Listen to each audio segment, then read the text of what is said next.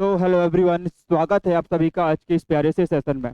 आज के इस सेशन में हम चर्चा करने वाले हैं सेकंड टाइम बोर्ड एग्जाम की, क्योंकि कल आपका जो है रिजल्ट आ चुका है और उस रिजल्ट से बहुत सारे बच्चे नाखुश हैं। बहुत सारे बच्चों को एक विषय में सप्लीमेंट्री आई है, कोई बच्चा फेल भी हो गया है। तो ऐसे बच्चों के लिए बहुत ही खुशखबरी वाली बात है। आप लोग काफ़ी दिनों से चर्चा में सुन रहे होंगे कि ये मध्य प्रदेश में जो है सेकंड टाइम बोर्ड एग्जाम भी होना है, सेकंड टाइम बोर्ड एग्जाम लागू होने वाला है। तो वो फाइनली लागू हो चुका है और उसकी संपूर्ण जानकारी हम आज के सेशन में करने वाले हैं, क्योंकि बहुत सारे बच्चे जो है फेल हुए हैं। कोई एक विषय में फेल हुआ है, कोई दो विषय में फेल हुए हैं, कोई तीन विषय में फेल हुए हैं।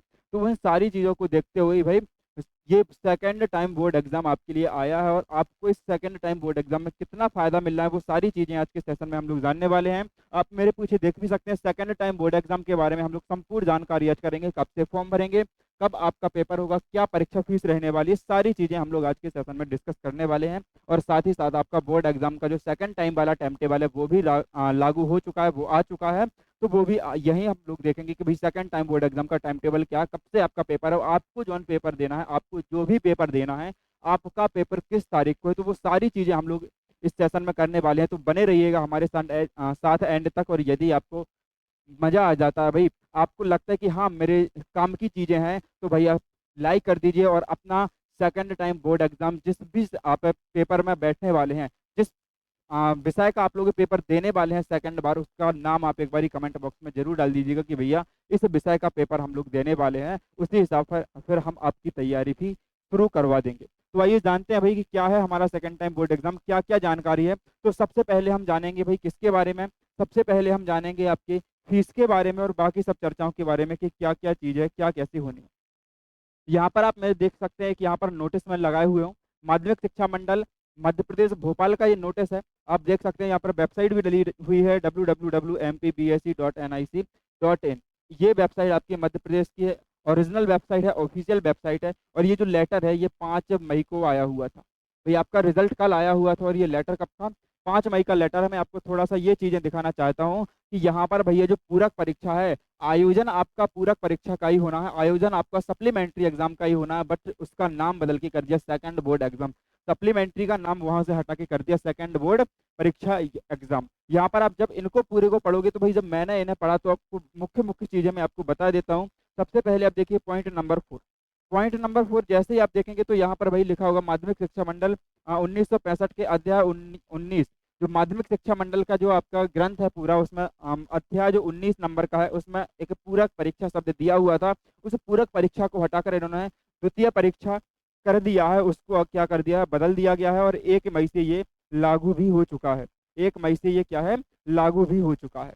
जैसे ही हम इसे आगे पढ़ के देखते हैं, आगे देखते हैं हम इसको, तो आगे आप यहाँ पर जब देखोगे भाई आपके काम की जो भी चीज़ें हैं मैं आपको वो बताते रहूँगा। यहाँ पर आप देखिए कौन बच्चा जो है सेकंड एग्जाम दे सकता है। तो मैंने एक वीडियो पहले बनाई हुई थी इसके ऊपर और उसमें मैंने आपको बताया था कि सेकंड परीक्षा कौन कौन बच्चा देगा। जो एक विषय में फेल होगा, आप कहोगे भैया जो 1 सब्जेक्ट में फेल है, एक सब्जेक्ट में जो फेल है, जो 2 में फेल है, जो 3 सब्जेक्ट में फेल है, या जो टोटली फेल है मतलब किसी ने पेपर ही नहीं दिया, अब्सेंट हो गया, तो वो सारे बच्चे यहाँ पर सेकंड टाइम बोर्ड एग्जाम में बैठ सकते हैं। और साथ ही साथ जो बच्चे प्रैक्टिकल में अब्सेंट थे, जो भी बच्चे प्रैक्टिकल में अब्सेंट थे, तो वो प्रैक्टिकल का भी सेकंड टाइम बोर्ड एग्जाम दे सकते हैं। उसके बारे में यहाँ पर लिखा हुआ है। यदि आप इस वाले पैराग्राफ को ध्यान से पढ़ते हैं तो शैक्षणिक सत्र की प्रथम परीक्षा में पंजीकृत छात्र, यहाँ पर ये कहना चाहता है कि जो प्रथम परीक्षा हुई है, मतलब जो आपकी हाल ही में परीक्षा फरवरी मार्च में हुई थी, उसमें जो छात्र पंजीकृत थे, पंजीकृत का मतलब है कि उस परीक्षा में जितने छात्रों ने अपना जो है एग्जाम फॉर्म भरा था, जो फर्स्ट पेपर के लिए जितने छात्रों ने एग्जाम फॉर्म भरा था, वही छात्र द्वितीय परीक्षा के लिए मान्य होंगे। केवल वही छात्र सेकंड टाइम बोर्ड एग्जाम में बैठ सकते हैं। ऐसा नहीं है कि कोई अलग से आपका परीक्षा फॉर्म भरवाया जाएगा। सेकंड पॉइंट यदि इसका हम देखते हैं तो मुख्य परीक्षा 2025 के परीक्षा फल में किसी भी परीक्षार्थी का परीक्षा फल पूरा के घोषित नहीं होगा। इसका मतलब है कि जो भाई आप लोगों का सप्लीमेंट्री एग्जाम होता था, अब आपका सप्लीमेंट्री एग्जाम का कोई भी रिजल्ट यहाँ पर नहीं होगा, कोई भी सप्लीमेंट्री एग्जाम आपकी नहीं कराई जाएगी।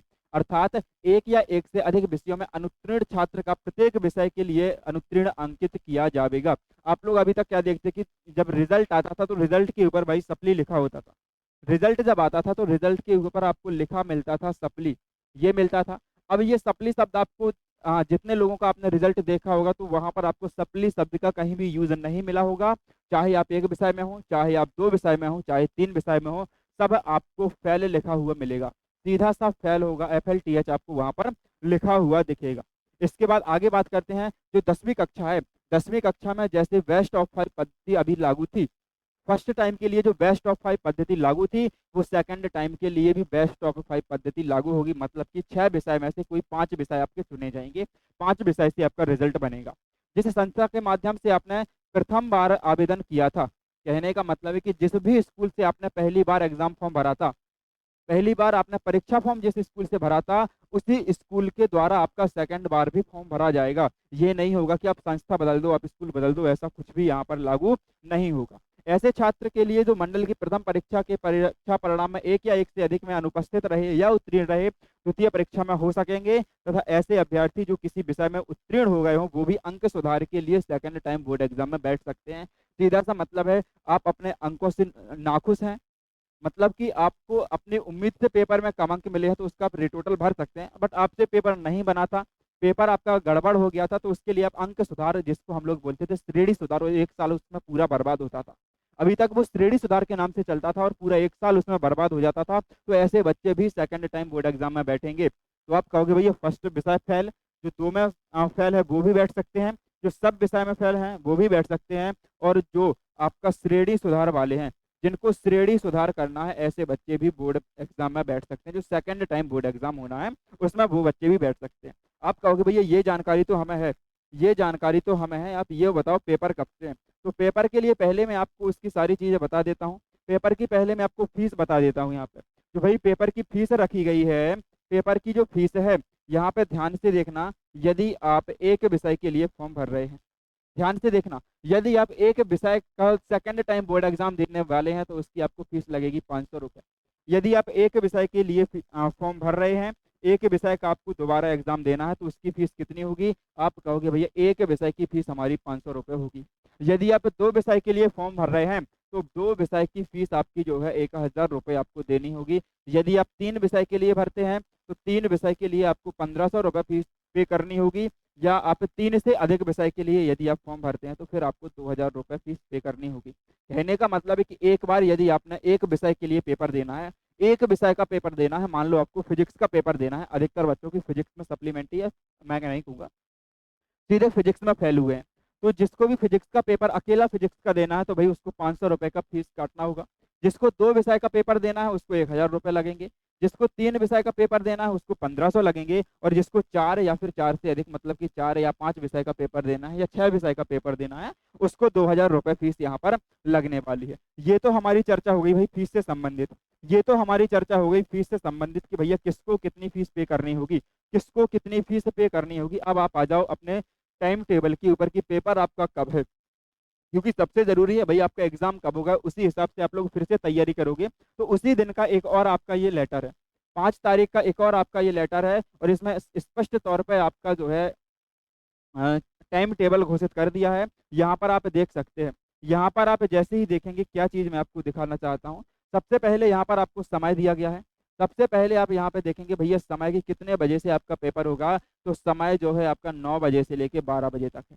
समय जो आप देख सकते हो 9 बजे से लेकर 12 बजे तक आपको second time board exam conduct करवाया जाएगा। ठीक है जी। परीक्षा जो है कार्यक्रम आप भरेंगे कहाँ से? परीक्षा को यदि आपको भरना है सेकंड टाइम एग्जाम के लिए, यदि आपको फॉर्म भरना है तो उसकी वेबसाइट मैं आपको यहीं पे बता देता हूँ। वेबसाइट आपकी होगी MP ऑनलाइन। कौन सी होगी? MP online.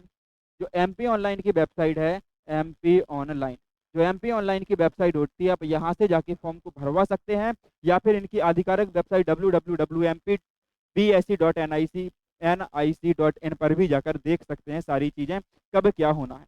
जैसे ही हम थोड़ा सा इसमें आगे बढ़ते हैं, यहाँ पर थोड़ा सा ही आगे बढ़ेंगे तो इन्होंने आपका पूरा टाइम टेबल मेंशन करके रखा हुआ है। ये देखो आप लोग टाइम टेबल, ये है भाई वो पूरा टाइम टेबल जो आप लोगों का आया है। यहाँ पर आप देख सकते हो ये टाइम टेबल है आपका क्लास 10th का।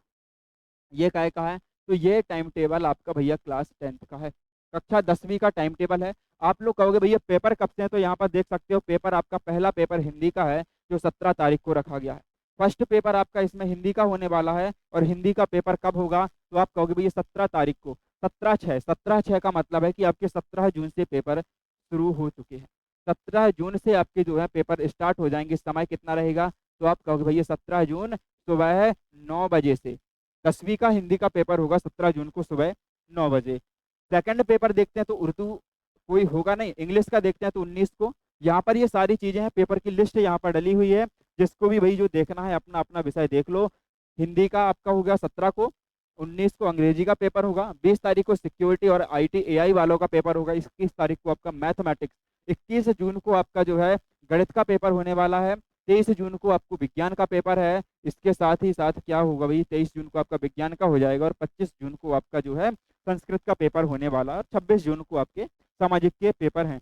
कहने का मतलब ये है कि जो कक्षा 10वीं का पेपर है ना, जो क्लास 10th का है, क्लास 10th के पेपर भाई 17 जून से लेकर कब से, 17 जून से लेकर कब तक है, आप कहोगे भैया 26 जून तक। 17 जून से 26 जून तक पेपर क्लास 10th वालों के रखे गए हैं।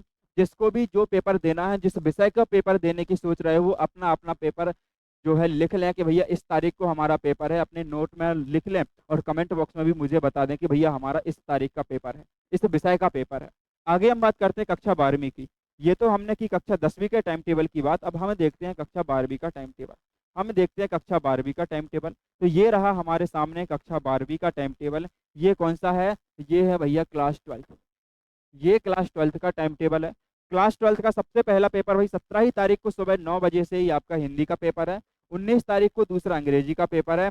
इसके बाद 20 तारीख को आपका NSQF मतलब कि नेशनल स्किल क्वालिफिकेशन फ्रेमवर्क कि सभी विषय का, साथ ही साथ आपका फिजिकल एजुकेशन, शारीरिक शिक्षा, PHYSICL फिजिकल एजुकेशन का पेपर भी आपका 20 तारीख को रखा गया है। इसके बाद आ जाते हैं आपके मुख्य विषय, मेन सब्जेक्ट। मुख्य विषय में आप देखोगे तो भैया 23 तारीख को आपका जो पहला पेपर रखा गया है, 23 तारीख को 21 तारीख को पहला पेपर कब है, 21 तारीख को आपको पहला पेपर मैथ का है। इसके बाद 23 तारीख को आपका जो है मैथ और बायोलॉजी वालों का फिजिक्स का पेपर है। इसके बाद आर्ट वालों का अर्थशास्त्र का, आर्ट में अर्थशास्त्र का पेपर है। उसके बाद आप आ जाओगे तो यहाँ पर आपका एनिमल हस्बेंड्री का पेपर है और विज्ञान के तत्व का पेपर आपका एलिमेंट ऑफ साइंस और भारतीय कला का इतिहास। ये सारे पेपर आपके 23 तारीख को रखे गए हैं। 24 तारीख को आपका जो है जो म्यूजिक वाले हैं उनका पेपर है और बायोलॉजी में बायोटेक्नोलॉजी का पेपर है। 25 तारीख को आपको जो है मुख्य पेपर आपका केमिस्ट्री का है, इतिहास का है, इसके बाद बिजनेस स्टडीज का है और इसके बाद आपका यहाँ पर ड्राइंग और पेंटिंग का जितने बच्चों का पेपर है वो देख लेना। 26 तारीख को आपका पेपर राजनीति का है, पॉलिटी का है। 27 तारीख को आपका पेपर बायोलॉजी का है और थोड़ा सा ऊपर और बढ़ेंगे, अगर थोड़ा सा ही ऊपर और हम चलते हैं तो यहाँ पे देखोगे 28 तारीख को जो आपका पेपर है, 28 तारीख को भैया एग्रीकल्चर का, कृषि का पेपर है और कला समूह वालों का होम साइंस का पेपर है। 30 तारीख को इंफॉर्मेटिक प्रैक्टिस है, ये भी एक सब्जेक्ट के तौर पर आ चुका है, तो अधिकतर स्कूलों में तो नहीं है, किसी किसी स्कूल में है तो उनका पेपर है, देख लेना। 1 जुलाई को आपका समाजशास्त्र मतलब कि सोशोलॉजी का पेपर है। 2 जुलाई को आपका भूगोल का पेपर है, क्योंकि प्रोडक्शन का पेपर है और इसके बाद आपका आ जाएगा कब, आप बोलोगे भैया 5 जुलाई को संस्कृत वालों का पेपर है। तो यदि इनकी मोटी मोटी हम बात करते हैं कि इनके पेपर कब से शुरू हैं, तो भैया 12th वालों के पेपर, यदि 12th वालों की हम बात करते हैं तो 12th वालों के 17 जून से लेकर 5 जुलाई तक, 17 जून से लेकर 5 जुलाई तक इनका पेपर है और समय रहेगा आपका 9 से 12। समय वही आपका भी होने वाला है, 9 बजे से 12 बजे तक का समय होगा। 17 तारीख से आपके पेपर हैं, 17 जून से लगभग 1.5 महीना आपका बचा हुआ है, तो 17 जून से आपका पेपर है। 5 जुलाई तक 12वीं वालों के चलेंगे और 17 जून से 26 जून तक आपके 10वीं वालों के पेपर यहाँ पर चलेंगे। मेन पॉइंट आपको शायद मैंने सारी चीज़ें कवर कर ली हैं यहाँ पे, शायद ही मुझसे कोई पॉइंट यहाँ पर छूट रहा होगा, है ना। यहाँ पर ये सारी चीज़ें वही लिखी हैं जो पिछले वाले पेपर में आई थी कि भैया हाँ, एक चीज़ और यहाँ पर इम्पोर्टेंट है, एक चीज़ और आपकी यहाँ पर इम्पोर्टेंट रखी गई है जो कि प्रैक्टिकल एग्जाम से संबंधित है, सबसे पहले तो प्रैक्टिकल एग्जाम देंगे कौन से छात्र, जो पहली वाले पेपर में फेल हुए हैं। मान लो कोई बच्चा है जिसको पहली बार बोर्ड एग्जाम में जो प्रैक्टिकल हुआ था उसमें उसको 30 में से ओनली 20 नंबर दिए गए। मान लो 30 में से उसे केवल 20 नंबर दिए गए, तो क्या ऐसा बच्चा प्रैक्टिकल एग्जाम में बैठ सकता है? तो मैं कहूँगा भैया ऐसा बच्चा प्रैक्टिकल में नहीं बैठ सकता। प्रैक्टिकल में केवल वही बच्चा बैठेगा जो प्रैक्टिकल में या तो फेल हुआ हो या फिर प्रैक्टिकल में अब्सेंट हुआ हो। या तो फेल हो या absent हो, तो ऐसा बच्चा सेकंड टाइम प्रैक्टिकल में बैठेगा। बट पेपर में सारे बच्चे बैठ सकते हैं, जो भी बच्चा पेपर देना चाहता है सेकंड टाइम वो उसमें बैठ सकता है। ठीक है जी। फिर वही चीज़ लिखी हुई है, आपको क्या है, कक्षा में 8:30 बजे उपस्थित होना है, इसके बाद प्रवेश नहीं दिया जाएगा, 10 मिनट पहले आपको जो है उत्तर पुस्तिका दी जाएगी, और फिर वो सारी चीज़ें आप यहाँ पर देख सकते हैं। तो अगर हम मोटी मोटी चीज़ की बात करते हैं, यदि हम मोटे मोटे चीज़ में देखते हैं कि भाई हमारा एग्जाम कब है, आपको पता चल गया, एग्जाम आपको पता चल गया, एग्जाम की आपको जो है फीस पता चल गई, फॉर्म पता चल गए, अच्छा फॉर्म आपके रह गए हैं, है ना। तो फॉर्म आप सुन लो, जो सेकंड टाइम बोर्ड एग्जाम के फॉर्म हैं, जिसको आप परीक्षा फॉर्म के नाम से जानते हो, ये आपके आज से ही स्टार्ट हैं। कब से? आज तारीख है 7 मई, है ना। 7 मई से ये फॉर्म स्टार्ट है, और ये फॉर्म चलेंगे कब तक? तो आप कहोगे भैया 21 मई तक, है ना। फॉर्म आपके फिल करे जाएंगे, फॉर्म भरे जाएंगे 7 मई से लेकर 21 मई तक। पेपर आपका कब होगा? यदि यहीं पर हम पेपर की बात कर लेते हैं, तो पेपर की यदि बात की जाए तो पहले हम क्लास 10th की बात करेंगे, क्लास 10th, और फिर हम क्लास 12th की बात करेंगे, है ना। पेपर की यदि हम यहाँ पर बात करते हैं, तो क्लास 10th के जो पेपर रखे गए हैं, क्लास 10th के पेपर आपके 17 जून से लेकर 26 जून तक हैं। 17 जून से 26 जून तक इसके पेपर हैं। और क्लास 12th की यदि बात की जाए, तो 17 जून से लेकर 17 जून से कितना, 5 जुलाई तक, है ना। 17 जून से 5 जुलाई तक इनके पेपर यहाँ पर रखे गए हैं। तो आप लोगों को इस वीडियो में ये सारी जानकारी आई होप पूरी मिल चुकी होगी। सेकंड टाइम को लेकर जो आपके डाउट थे, कौन कौन पेपर दे सकता है, कौन पेपर नहीं दे सकता है, कैसा उसका रिजल्ट आएगा। हाँ, रिजल्ट की और आप उसमें एक बार सुन लो, जो रिजल्ट की जो मार्कशीट होगी ना, कुछ बच्चों का यहाँ पर डाउट होगा कि भैया मार्कशीट में कोई परिवर्तन तो नहीं आएगा। जो आपकी मार्कशीट आएगी, मार्कशीट जो होगी सेकंड टाइम बोर्ड एग्जाम की, कौन सी? सेकंड टाइम वाली। सेकंड टाइम वाली भाई जो मार्कशीट होगी ना, ये आपकी, इसमें कोई भी यहाँ पर जो है मार्किंग नहीं होगी, कोई भी उसके ऊपर अलग से चिन्ह नहीं रखा जाएगा, कुछ भी उसके ऊपर ऐसा नहीं लिखा जाएगा जो आपको प्रदर्शित करे कि ये सेकंड टाइम की मार्कशीट है।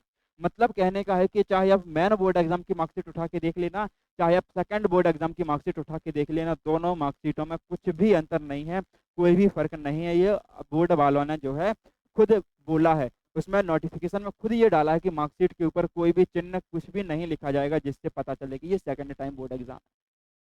आशा करते हैं आपके सारे सवालों के डाउट में, जो आपके सारे सवाल थे, जो भी डाउट थे, इस वीडियो में आपके क्लियर कर सकूंगा। एक बार ही आप मुझे कमेंट बॉक्स में ये ज़रूर बता के जाना कि भैया आपको किस विषय का सेकंड टाइम बोर्ड एग्जाम देना है और क्या आपसे मिस्टेक हुई थी। आशा करते हैं आपको सारी जानकारी मिल चुकी होगी। मिलते हैं इसी प्रकार के एक बेहतरीन सेशन के साथ में, तब तक के लिए धन्यवाद।